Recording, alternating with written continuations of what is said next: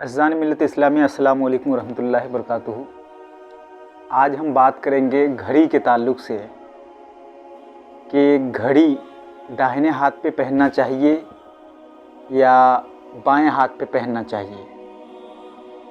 इस बारे में जब मैंने हुज़ूर मसीह मिल्लत से पूछा तो उन्होंने बताया कि घड़ी आपका टाइम है।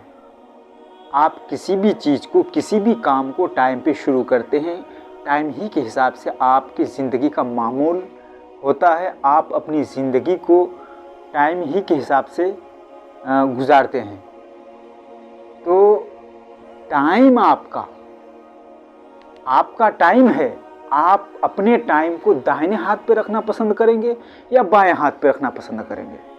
तो जाहिर सी बात है, मैंने कहा कि टाइम को दाहिने हाथ पे रखना चाहिए, लेकिन दुनिया तो बाएं हाथ पे रख रही है। दुनिया उम्मूमन लोग घड़ी को बाएं हाथ पे पहनते हैं, घड़ी को बाएं हाथ पे पहनते हैं। अब देखिए कि बायां हाथ यानी उल्टा हाथ है। आप अपने टाइम को शुरू कैसे करेंगे, दाहिने तरफ से या बाएं तरफ से? वैसे हर काम को दाहिने हाथ से ही करना चाहिए, शुरू करना चाहिए। तो जब आप हर काम को दाहिने तरीके से करेंगे, सीधे तरीके से करेंगे, तो आपको चाहिए कि आप अपने टाइम को सीधे हाथ में रखें, दाहिने हाथ में रखें, लेफ़्ट हैंड पे नहीं, राइट हैंड पे रखें।